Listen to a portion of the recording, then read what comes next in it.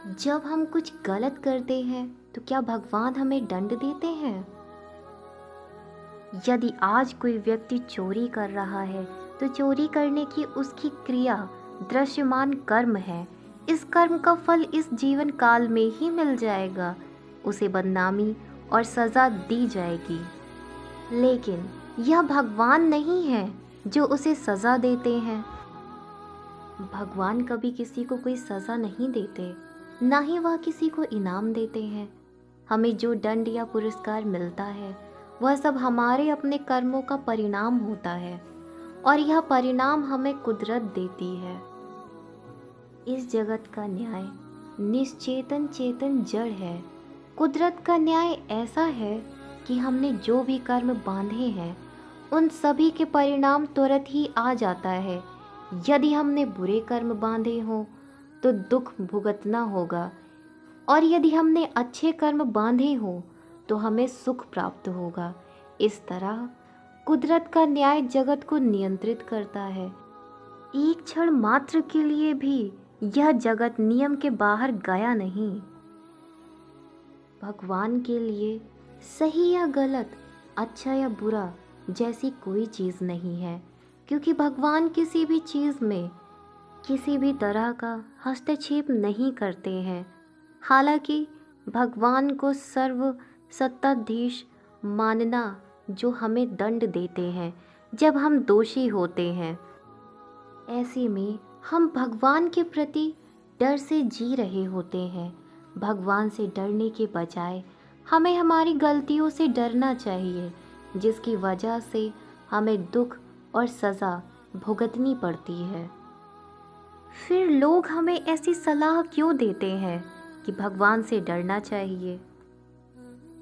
अब आइए हम इस वीडियो को और आगे बढ़ाते हैं, और इस प्रश्न का उत्तर देने के लिए आइए हम यह समझें कि भगवान से डरने का क्या अर्थ है।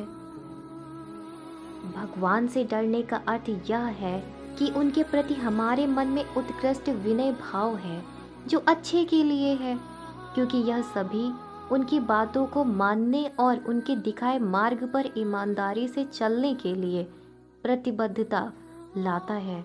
यद्यपि ऐसा है कि व्यक्ति अगर भगवान से डरता है तो उसका भय वास्तव में भगवान के प्रति उसकी असीम श्रद्धा को दर्शाता है।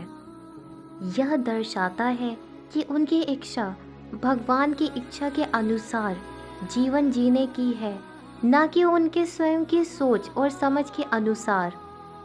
और यह भी दर्शाता है कि वह भगवान को कैसे प्रसन्न करना चाहता है, जिसे वह सबसे अधिक प्रेम करता है।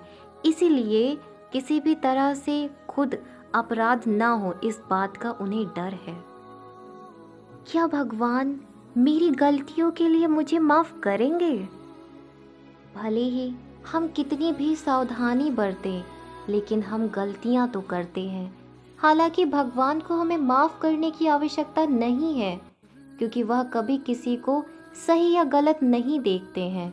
भगवान प्रत्येक जीव मात्र के भीतर रहने वाले शुद्धात्मा हैं, जो निष्पक्ष रूप से ज्ञाता दृष्टता स्वभाव में ही रहते हैं। लेकिन क्या आप जानते हैं कि प्रतिक्रमण करके क्षमा मांगने के 3 चरण के दृष्टिकोण को अपनाने से भगवान की साक्षी में हम अपनी सभी गलतियों से जड़ से ही छुटकारा पा सकते हैं, जो हमें दुख पहुंचाती हैं। तो चलिए देखते हैं यह कैसे। कहते हैं एक व्यक्ति को आज चोरी करनी थी। अब यदि वह शुद्ध इरादे से भगवान के सामने अपनी गलती का बचाव या नहीं छिपता है तो 1. अपनी गलती को दिल से स्वीकार करता है कि हे भगवान, मैं स्वीकार करता हूँ कि मैंने चोरी की है। 2. और खेद के साथ क्षमा मांगते हुए कहता है कि हे भगवान, मैं माफ़ी मांगता हूँ। 3. ईमानदारी से भगवान से शक्ति मांगते हैं कि वह अपनी गलती को कभी ना दोहराए। प्रत्याख्यान करता है कि हे भगवान, कृपया मुझे फिर से चोरी ना करने की शक्ति प्रदान करें। ऐसा करने पर उनकी पुरानी राय जो थी कि चोरी करने में कुछ भी गलत नहीं है, उसमें परिवर्तन होना शुरू होता है। चोरी करना गलत है। जो भी गलती की गई है वह गलत राय का नतीजा है। एक अभिप्राय बदलना सबसे बड़ी उपलब्धि है।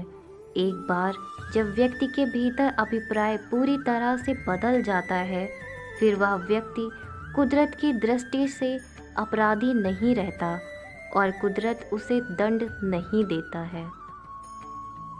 प्रतिक्रमण हमारे पाप कर्म के मूल में से नष्ट करने में मदद करता है, अर्थात हमारा अभिप्राय, जिसके परिणाम स्वरूप हम में से यह गलती हो जाती है, जब जड़ें ही मूल से निकल जाती हैं तो इसका अर्थ यह है कि हम फिर से ऐसी गलती नहीं करेंगे।